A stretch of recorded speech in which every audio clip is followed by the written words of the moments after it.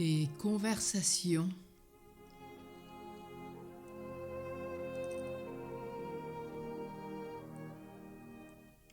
Je me transporte en esprit chez Élisabeth dans le temps où Marie lui rendit visite.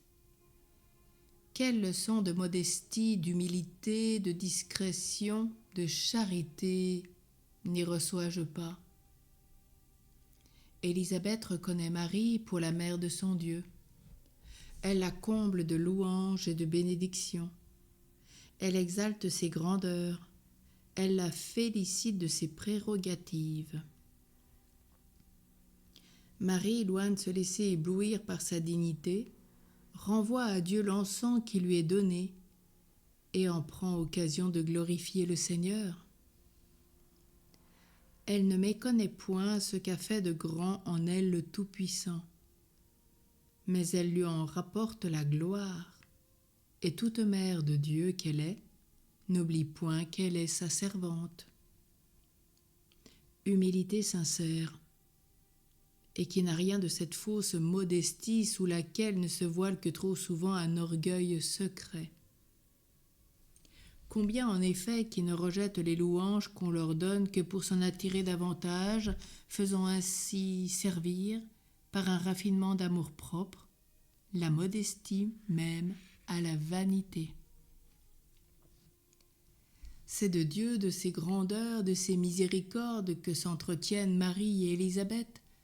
Remplies qu'elles sont de son amour, elles mettent leur délice à raconter les merveilles de sa sagesse, de sa puissance, de sa bonté. Quand les dons de Dieu sont l'unique objet de notre joie, Dieu est l'unique objet de nos remerciements et de nos louanges. La bouche parle de l'abondance du cœur. Vous ne vous entretenez que du monde et de ses vanités, marque trop certaine que vous n'aimez que le monde et que votre cœur est épris de ses faux charmes. Ils sont du monde, disait le disciple bien-aimé de Jésus. C'est pour cela qu'ils parlent du monde et que le monde les écoute. 1 Jean 4,5.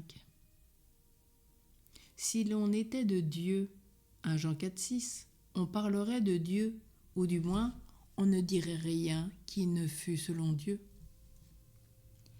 Souvenez-vous que vous rendrez compte au jugement de Dieu d'une seule parole oiseuse? Quel juste sujet de frayeur pour vous!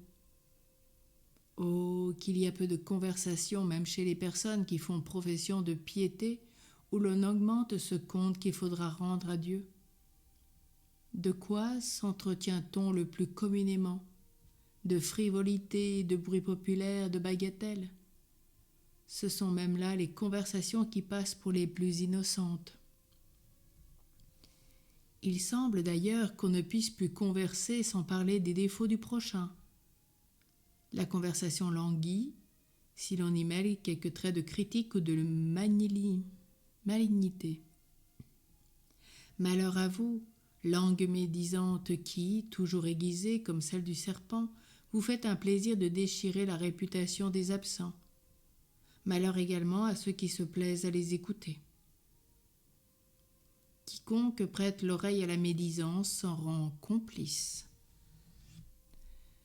Faites-vous un point de conscience de ne parler jamais mal de personne. Si vous ne pouvez empêcher les autres de médire, faites-leur connaître, au moins par votre silence, que vous ne prenez aucune part à leurs propos médisants. Ayez en horreur tout entretien contraire à l'honnêteté. Gardez-vous de sourire à certains langages que le monde appelle enjouement, mais qui n'est que trop souvent le langage de la passion. Faites-vous surtout une gloire de passer pour un homme devant qui l'on oserait attaquer la religion et la piété. Reprenez l'impie avec une sainte liberté, et s'il n'est pas d'autre moyen d'arrêter l'impiété sur ses lèvres, témoignez au moins par quelques signes non équivoques ce que vous en pensez. Soyez vrai dans vos récits, modeste et réservé dans vos paroles, du reste affable à tout le monde, vous prêtant une innocente joie. La vertu vous le permet, quelquefois même, elle vous le commande. plus vous êtes exposé à pécher par la langue, plus vous devez apporter de précautions pour vous garantir des fautes dont elle est le principe. Si vous aimez à vous entretenir seul à seul avec Dieu dans votre maison, vous vous produirez ensuite avec bien moins de danger parmi les hommes quand il faudra y paraître. Avant de vous produire dans une compagnie, priez le Seigneur de mettre une garde de circonspection sur vos lèvres, nous rappelle le psaume 140 au verset 3.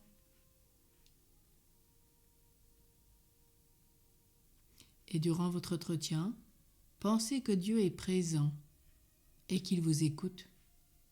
Parlez-lui de temps à autre intérieurement par quelques affections de cœur. Quand l'entretien est fini, rendez-vous compte à vous-même de ce qui en a fait la matière, afin de remercier Dieu si vous avez été ce que vous deviez être, ou afin de vous corriger des fautes que vous y avez commises.